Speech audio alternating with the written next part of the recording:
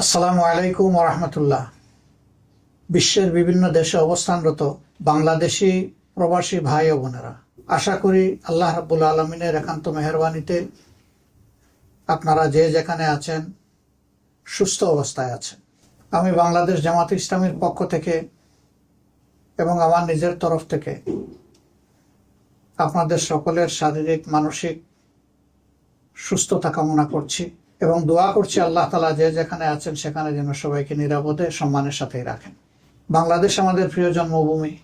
আপনারা জানেন আগামী বছর ত্রয়োদশ জাতীয় সংসদ নির্বাচন অনুষ্ঠিত হতে যাচ্ছে এবং এই নির্বাচন আগামী ফেব্রুয়ারি মাসে অনুষ্ঠিত হবে বলে আমরা দৃঢ়ভাবে আশা করছি। এই নির্বাচনে প্রবাসী ভাই ও বোনেরা যাতে তাদের ভোটের অধিকার প্রয়োগ করতে পারেন, এই জন্যে পরিবর্তিত পরিস্থিতিতে গত বছরের 5ই আগস্টের পর থেকে দাবি আমরা অত্যন্ত জোরালোভাবে জানিয়ে আসছিলাম। আনন্দের বিষয়ে দাবি ইতিমধ্যে গৃহীত হয়েছে এবং ইতিমধ্যে প্রবাসে অবস্থানরত বাংলাদেশি ভাই বোনদের ভোটার রেজিস্ট্রেশনের কাজও চলমান রয়েছে। তার পাশাপাশি যারা একান্ত এই সময়টা দেশে আসতে পারবেন না, তারা যাতে তাদের ভোটটা নিশ্চিত হয় সেই জন্য এই প্রথমবারের মতো অনলাইনে অ্যাপসে ভোট দেওয়ার উদ্যোগ নেওয়া হয়েছে। কাজেই যারা আসতে পারবেন না তাদের দুটি রেজিস্ট্রেশন লাগছে, একটি ভোটার হওয়ার জন্য আর একটা ভোট দেওয়ার জন্য প্রবাসে অবস্থান করে। আর যারা দেশে আসতে পারবেন সেটা মোস্ট ওয়েলকাম, কারণ আপনারা বাংলাদেশের অর্থনীতির চাকাকে চালু রেখেছেন। আমাদের অর্থনীতিতে বৈদেশিক মুদ্রা আসে, 1 নম্বর খাত হচ্ছে আমাদের গার্মেন্টস, 2 নম্বর খাত হচ্ছে আমাদের প্রবাসী ভাই বোনদের রিমিটেন্স। কিন্তু গার্মেন্টের যে খাতে আসে সেই টাকাটা গার্মেন্টের খাতেই খরচ হয়ে যায়। আপনাদের টাকাটাই মূলত রাষ্ট্রের কাজে বেশিরভাগ ব্যবহৃত হয়। আপনি জানেন না অথবা জানেন যে আপনাদের এই কষ্টের অর্জিত অর্থ যা দেশের জন্য, পরিবারের জন্য আপনারা পাঠাচ্ছেন, সরকারি অব্যবস্থাপনা, দুর্নীতি, লুটপাট ইত্যাদির কারণে এই টাকার প্রপার সদ্ব্যবহার হয় না।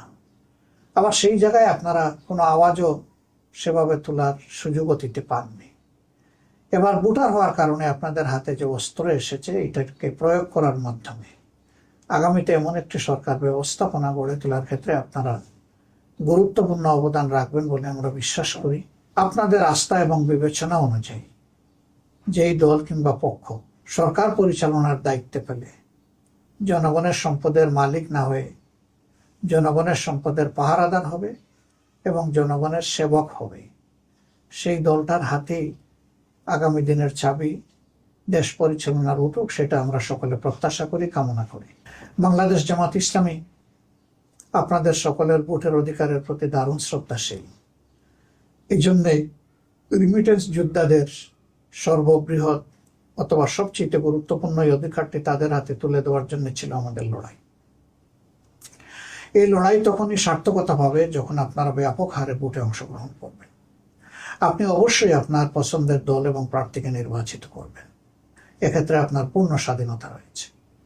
আমরা আশা করব অতীতের অভিজ্ঞতা, চলমান অবস্থা সামনে রেখে ভবিষ্যতে কার হাতে দেশের দায়িত্ব তুলে দিলে আপনাদের আশা আকাঙ্ক্ষার প্রতিফলন হবে, দেশে থাকা আপনাদের আপনজন প্রিয়জন স্বস্তি পাবে, একটি দুর্নীতিমুক্ত, চাঁদাবাজ মুক্ত, দখলদার মুক্ত, মানবিক একটি সমাজ প্রতিষ্ঠিত হবে। বৈষম্যহীন সেই মানবিক সমাজ প্রতিষ্ঠার লড়াই আমরা চালিয়ে যাচ্ছি।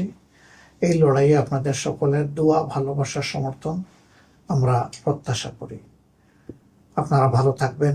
আল্লাহ তাআলা আপনাদেরকে, আপনাদের পরিবারের সকলকে, আপনাদের বন্ধু বান্ধবকে সুস্থ রাখুন, ভালো রাখুন।